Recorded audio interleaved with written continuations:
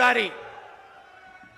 किसी से भी पूछो, यात्रा में मैंने हजारों लोगों से पूछा सबसे बड़ा मुद्दा कौन सा है, खट जवाब आता है बेरोजगारी सबसे बड़ा मुद्दा है। दूसरे नंबर पे कौन सा है? दूसरे नंबर पे महंगाई। दूसरे नंबर पे 90% लोग आपको कहेंगे पहले नंबर पे बेरोजगारी, दूसरे पे महंगाई। अब आपने एक चीज नोट की होगी कि हिंदुस्तान की जनता से अगर आप पूछें तो वो आपको बताएंगे पहले नंबर पर बेरोजगारी, दूसरे नंबर पर महंगाई। मगर अगर आप हिंदुस्तान के मीडिया से पूछेंगे या मीडिया को देखेंगे तो आपको लगेगा सबसे जरूरी मुद्दा अंबानी जी की शादी है,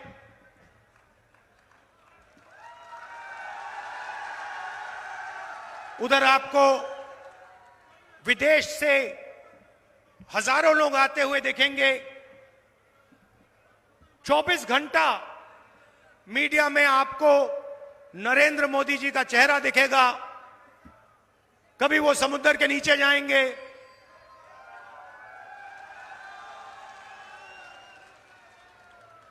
कभी हेलीकॉप्टर में, सी प्लेन में उड़ते हुए देखेंगे, कभी थाली बजाते हुए देखेंगे,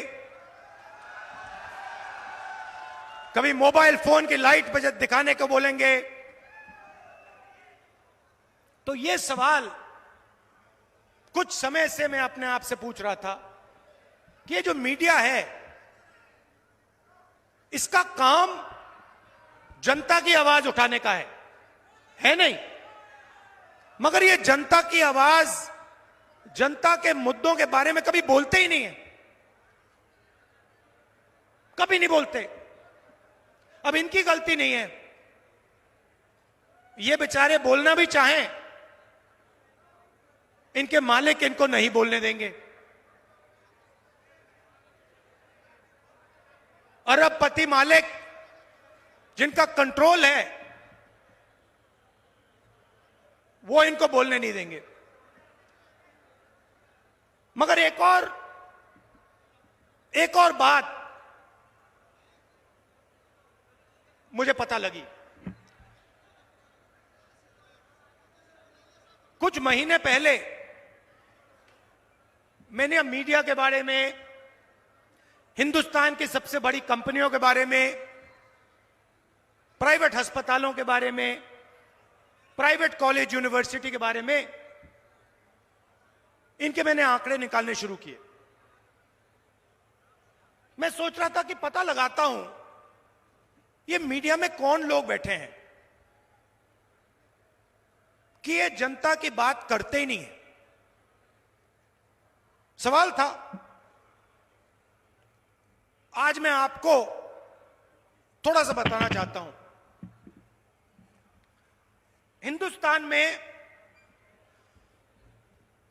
पिछड़े वर्ग की 50% आबादी है तकरीबन। कोई जानता नहीं है मगर कहा जाता है कम से कम 50%। आदिवासियों का 8%, दलितों का 15%, माइनॉरिटी 15%, गरीब जनरल कास्ट के लोग तकरीबन 5%। मतलब 90% से ज्यादा हिंदुस्तान की आबादी या पिछड़े वर्ग की है, या दलित, आदिवासी, गरीब जनरल कास्ट की। भाई और बहनों, मैंने मीडिया कंपनी के सारे मालिकों की लिस्ट निकाली और इनके जो सीनियर पत्रकार हैं, जो बड़े बड़े एंकर हैं, पूरे हिंदुस्तान में मैंने इनकी लिस्ट निकाली। आपको आश्चर्य होगा कि हिंदुस्तान के मीडिया के मालिकों की लिस्ट में और सीनियर मैनेजमेंट की लिस्ट में एक पिछड़े वर्ग का व्यक्ति नहीं है, एक नहीं है। मतलब 50% आबादी जिनकी है,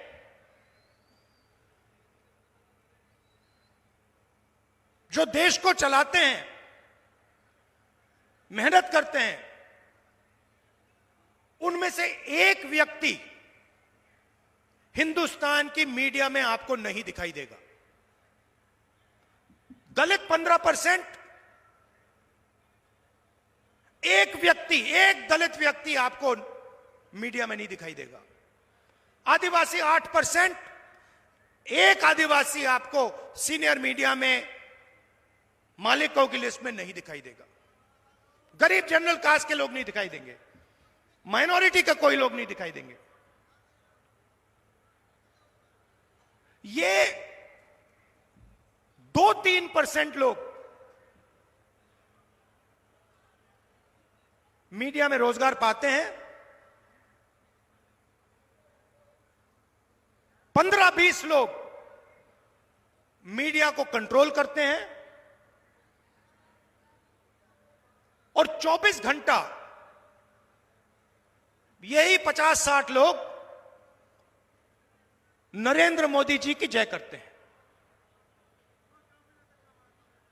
अब सवाल उठता है कि 90% जनता इसमें तो है ही नहीं। तो सबसे पहली बात, ये जो मीडिया वाले लोग हैं, ये आपके नहीं है, ये हिंदुस्तान के पिछड़े वर्ग के, दलितों के, आदिवासियों के, ये आपके नहीं है। क्योंकि अगर ये आपके होते तो पिछड़े वर्ग के लोग मीडिया की बड़ी बड़ी कंपनीज के मालिक होते, एंकर्स होते, सीनियर मैनेजमेंट में होते, और 24 घंटा जो देश के असली मुद्दे हैं, इनके बारे में आपको कभी दिखेगा नहीं। किसानों का एजिटेशन हुआ, किसान सड़क पे उतर गए, हरियाणा, पंजाब, राजस्थान, मध्य प्रदेश, पूरे देश में। और मीडिया में क्या आता है? आतंकवादी हैं। मीडिया में आता है और बीजेपी के लोग कहते हैं आतंकवादी हैं। बेरोजगारी की बात कभी नहीं आएगी, महंगाई की बात कभी नहीं आएगी। इनका काम आपका ध्यान भटकाने का है। ये सिर्फ चाहते हैं कि पिछड़े वर्ग के मुद्दे, किसानों के मुद्दे, गरीबों के मुद्दे नेशनल और रीजनल मीडिया पे ना आए। और इनके जो मालिक हैं, इनको करोड़ों रुपए सरकार देती रहती है। मीडिया में आपका कोई नहीं। अब बताइए, हिंदुस्तान की सबसे बड़ी कंपनियों में 200 सबसे बड़ी कंपनी है, उनके मालिकों में और उनकी सीनियर मैनेजमेंट में मुझे बता दो पिछड़े वर्ग के कितने लोग हैं? एक नहीं मिलेगा। मैंने लिस्ट निकाली है, 200 नाम की लिस्ट निकाली, मालिकों की लिस्ट, सीनियर मैनेजमेंट की लिस्ट। उसमें आपको एक पिछड़े वर्ग का व्यक्ति नहीं मिलेगा, एक दलित नहीं मिलेगा, एक आदिवासी नहीं मिलेगा, एक गरीब जनरल कास्ट का व्यक्ति नहीं मिलेगा। नरेंद्र मोदी जी ने इन लोगों के 16 लाख करोड़ रुपए माफ किए हैं। अब आप कहोगे 16 लाख करोड़ रुपए कितना होता है? इतना बड़ा नंबर है आपको और हमें पता ही नहीं लगता कितना बड़ा है। मैं बताता हूं आपको, नरेंद्र मोदी जी ने हिंदुस्तान के 25-30 सबसे अमीर लोगों का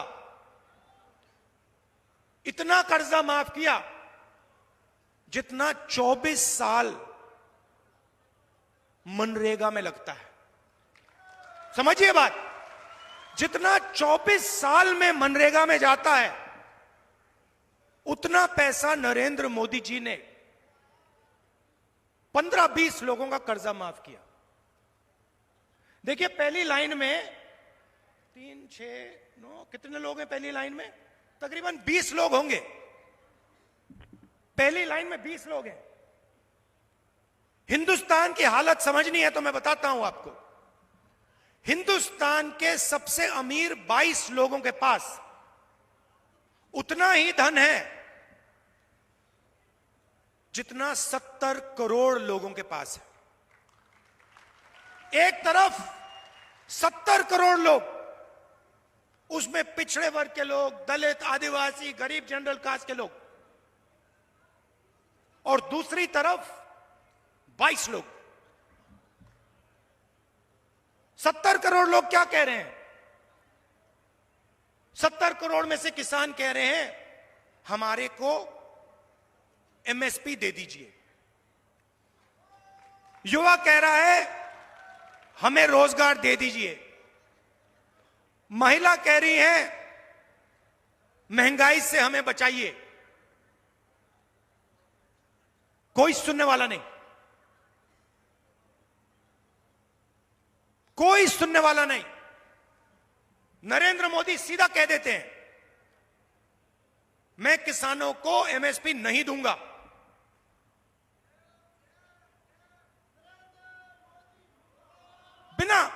बिना झिझक के मैं नहीं दूंगा। और फिर कहते हैं वो तो आतंकवादी हैं। वायदा किया था 2 करोड़ युवाओं को रोजगार दूंगा, 15 लाख रुपए दूंगा बैंक अकाउंट में। 15 लाख रुपए से ज्यादा आपके जेब से उठा के ले गए। जीएसटी, नोटबंदी, लाखों रुपए। पहली बार किसान टैक्स देता है। हिंदुस्तान की हिस्ट्री में पहली बार किसान टैक्स दे रहा है। और जितना टैक्स आप देते हो जीएसटी में, उतना ही अदानी देता है। ये आपने शर्ट खरीदी, 18% जीएसटी आप दोगे। यही शर्ट अगर अंबानी या अदानी खरीदेगा, वो भी 18% ही देगा। तो धन आपका, वो अरबपति है। और जितना टैक्स किसान देता है उतना वो देता है।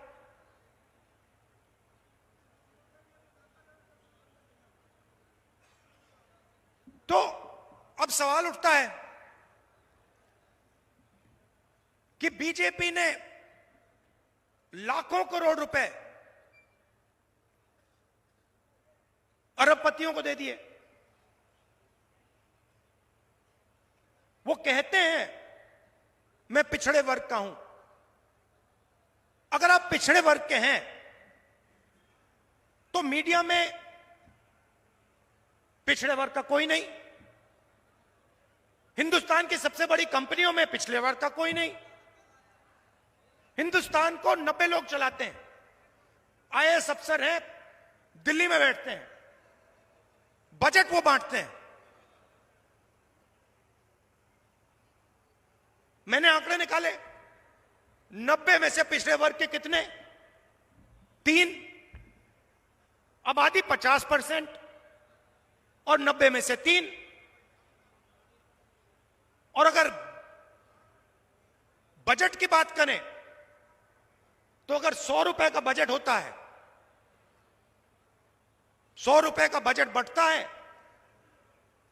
5% पिछड़े वर्ग के अफसर निर्णय लेते हैं, 15% दलित है, 1%, 100 रुपए में से 1 रुपए का निर्णय दलित अफसर लेता है। आदिवासी 8%, 100 रुपए में से 10 पैसे आदिवासी अफसर लेते हैं। तो कौन सी पिछड़ों की सरकार है? कौन से दलित की सरकार है? कौन से आदिवासी की सरकार है? कौन से गरीब जनरल कास्ट की सरकार है? उनका तो आप कर्जा माफ नहीं करते। 50% पिछड़े वर्ग के लोग हैं, उनका आपने 1 रुपया कर्जा माफ नहीं किया। किसानों का कहीं भी आप कर्जा माफ नहीं करते, मजदूरों का कहीं नहीं करते आप। किसान का बेटा शिक्षा के लिए बैंक लोन लेता है, उसका कर्जा माफ कभी नहीं होगा, मगर अदानी अंबानी जैसे लोगों का 16 लाख करोड़ रुपए हो जाएगा।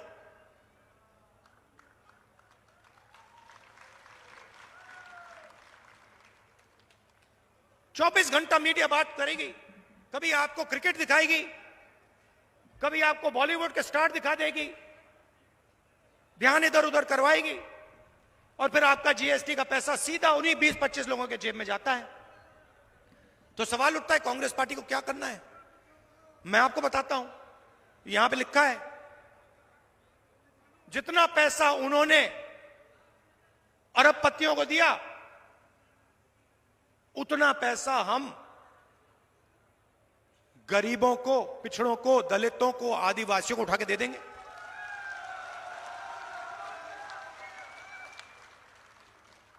और आप देखना, चुनाव जीतने के बाद जब हम ये करेंगे तो सारा का सारा मीडिया कहेगा कि देखो आप किसान की आदत बिगाड़ रहे हो, आप मजदूरों की आदत बिगाड़ रहे हो। हमने मनरेगा किया, मेहनत करके मजदूर को पैसा मिलता है, फ्री में नहीं मिलता। सारी की सारी मीडिया कहती है नहीं देखो, यूपीए की सरकार मजदूरों की आदत बिगाड़ रही है, आलसी बना रही है। मगर जब हिंदुस्तान के अरबपतियों का कर्जा माफ होता है तो उनकी आदत नहीं बिगड़ती, वो आलसी नहीं होते।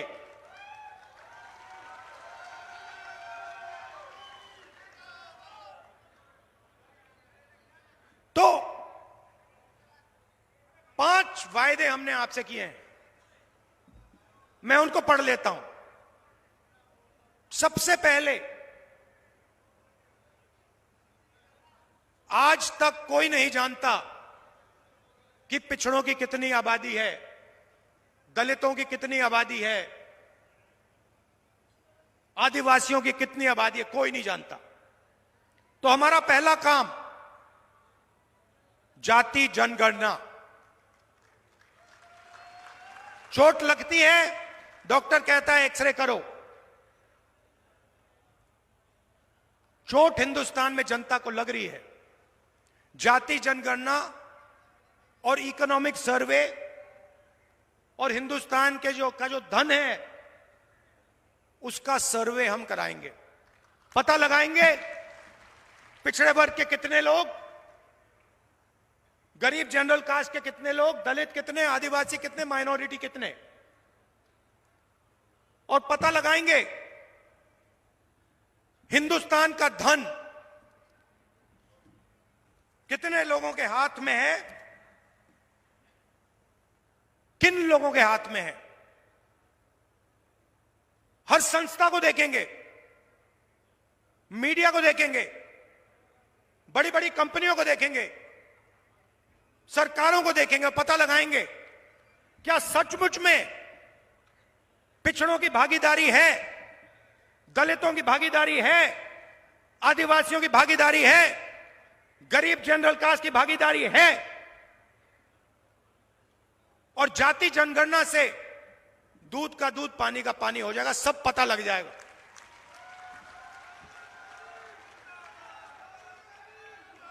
दूसरा काम देखिए,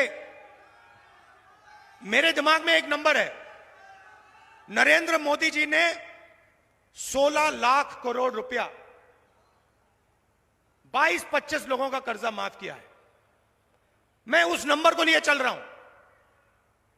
अगर नरेंद्र मोदी जी ने अरबपतियों का कर्जा माफ किया, उनकी मदद की, तो हम हिंदुस्तान के हर गरीब की मदद करेंगे, उसकी रक्षा करेंगे। तो हमारा दूसरा काम हिंदुस्तान की हर गरीब परिवार में एक महिला को, अच्छी तरह सुनिए, हिंदुस्तान के हर गरीब परिवार में एक महिला को कांग्रेस पार्टी की सरकार साल का 1 लाख रुपया बैंक अकाउंट में डाल देगी। आप अगर गरीब हो, चाहे मजदूरी करते हो,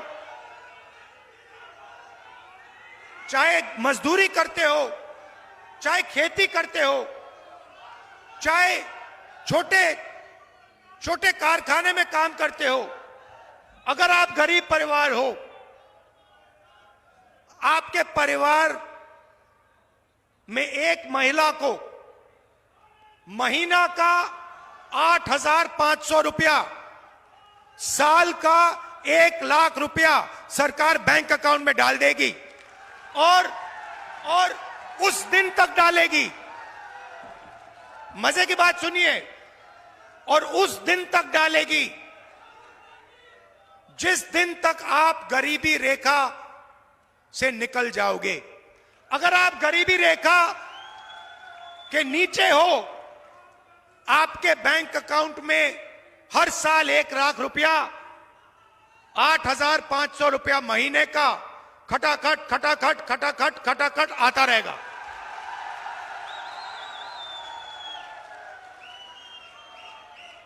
और एक झटके से हिंदुस्तान से हम गरीबी को मिटा देंगे। अब दूसरा काम नरेंद्र मोदी जी ने कहा 2 करोड़ युवाओं को हम रोजगार देंगे। झूठ बोला। जो अमीर घर के लड़के होते हैं, लड़कियां होती हैं, वो अप्रेंटिसशिप करते हैं। शब्द आपने सुना होगा। उनको ट्रेनिंग के लिए 1 महीना, 2 महीना, 6 महीना बड़ी बड़ी कंपनियों में भेजा जाता है। उनको पैसा मिलता है और ट्रेनिंग मिलती है। हिंदुस्तान में गरीब लोग अप्रेंटिसशिप नहीं कर सकते। सिर्फ अमीर लोग अप्रेंटिसशिप कर सकते हैं। सिर्फ अमीर लोग अपने बच्चों को प्राइवेट सेक्टर में, पब्लिक सेक्टर में अप्रेंटिसशिप करवा सकते हैं। हमने पहले रोजगार का अधिकार दिया, मनरेगा दिया। गांव में जो भी मजदूरी करते थे उनको हमने रोजगार की गारंटी दी। अब हम हिंदुस्तान के हर युवा को अप्रेंटिसशिप की गारंटी देने जा रहे हैं। अप्रेंटिसशिप कानून क्या कहता है कि अगर हिंदुस्तान का कोई भी युवा, शिक्षित युवा, अगर अप्रेंटिसशिप चाहता है तो प्राइवेट कंपनियों में, पब्लिक सेक्टर यूनिट में, सरकारी कंपनियों में, सरकारी ऑफिसेज में उसको 1 साल की अप्रेंटिसशिप और 1 लाख रुपए हिंदुस्तान की सरकार देगी। और फिर अगर वो युवा अच्छी तरह काम करेगा, 1 साल के अंदर अच्छा काम करेगा, 1 लाख रुपए तो मिलेंगे ही मिलेंगे, मगर फिर उसके बाद उसको नौकरी भी मिल सकती है। भाइयों और बहनों, 30 लाख सरकारी पोस्ट हैं, नौकरियां हैं, 30 लाख। नरेंद्र मोदी जी ने उनको खाली रखा, अपने जो 20-25 मित्र हैं उनकी मदद करने के लिए। हम 2 काम करने जा रहे हैं। पहला काम, 30 लाख सरकारी रोजगार आपके हवाले करने जा रहे हैं। और दूसरा काम, और यह सुनकर करोड़ों लोगों के दिल में खुशी आएगी, जो ठेकेदारी प्रथा है, कॉन्ट्रैक्ट लेबर है, उसको हम पीएसयूज में और सरकार में खत्म करने जा रहे हैं। अब हिंदुस्तान में अगर कोई सरकार में काम करेगा तो वो कॉन्ट्रैक्ट से, ठेकेदारी से नहीं करेगा, उसे परमानेंट जॉब, परमानेंट जगह दी जाएगी, उसे पेंशन दी जाएगी और उसके और उसके परिवार की रक्षा होगी। चौथा काम, नरेंद्र मोदी जी ने किसानों से साफ कह दिया, आपका कर्जा माफ नहीं होगा, आप आतंकवादी हो और आपको सही एमएसपी नहीं देंगे। हमारी सरकार आएगी, कानूनी एमएसपी कांग्रेस पार्टी हिंदुस्तान के किसानों के लिए लागू कर देगी।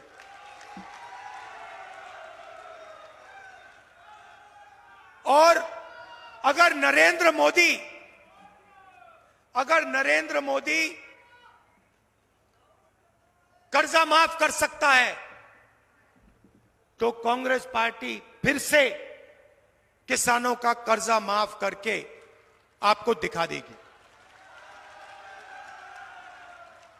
तो ये मैं आपसे कहने आया था कि देखिए, जितना उन्होंने 20-25 लोगों को दिया, उतना हम हिंदुस्तान के करोड़ों लोगों को देंगे। और आखिरी बात, राजस्थान में, उत्तर प्रदेश, तमिलनाडु, हिंदुस्तान का हर प्रदेश अपने युवाओं को सेना में भेजता था। सेना गारंटी देती थी कि अगर आपको कुछ हुआ,